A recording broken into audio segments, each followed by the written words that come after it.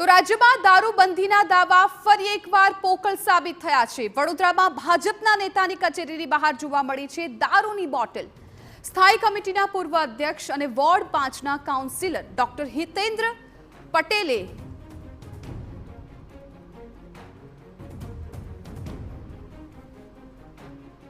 આ ફરિયાદ છે એ કરી હતી। મહત્વપૂર્ણ છે કે દારૂની બોટલ મળી આવતા અત્યારે અનેક સવાલ થઈ રહ્યા છે। કચેરીની બહાર ખાલી દારૂની બોટલ મળીની ત્યારબાદ તપાસની માંગ કરવામાં આવી છે। મહત્વપૂર્ણ છે કે અસામાજિક તત્વો દ્વારા કરતૂત કરાઈ હોવાનો હિતેન્દ્ર પટેલે દાવો કર્યો છે।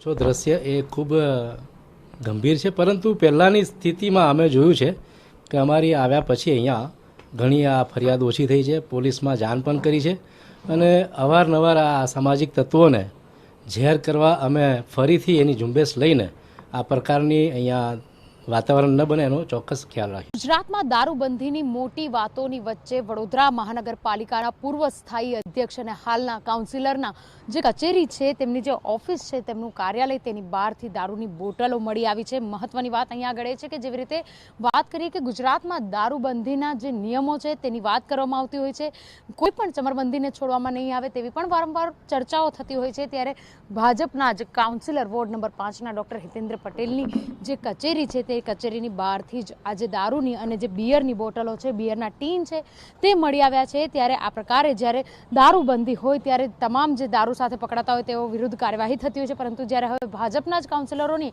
કચેરીઓની બહારથી આ પ્રકારે મળી આવ્યું છે ત્યારે તેમના વિરુદ્ધ કોઈ કાર્યવાહી થશે અથવા તો કોઈ તપાસ થશે કે આ ફેંકનાર કોણ છે તે પણ એક તપાસનો વિષય છે। તે પણ એક મહત્વની વાત છે, કારણ કે જે રીતે દારૂબંધીની ગુજરાતમાં વાતો છે તેની વચ્ચે ડોક્ટર હિતેન્દ્ર પટેલ, જે પૂર્વ સ્થાયી અધ્યક્ષ અને હાલના વોર્ડ નંબર 5ના કાઉન્સિલર કે જેમની કચેરીની બહારથી આ દારૂની બોટલો મળી આવી છે, ત્યારે હવે તેઓ દ્વારા કયા પ્રકારથી કાર્યવાહી કરવામાં આવે છે, તપાસ માટેની કોઈ કામગીરી કરે છે કે પછી મૌન ધારણ કરે છે, તે જોવું પણ તેટલું જ મહત્વનું છે।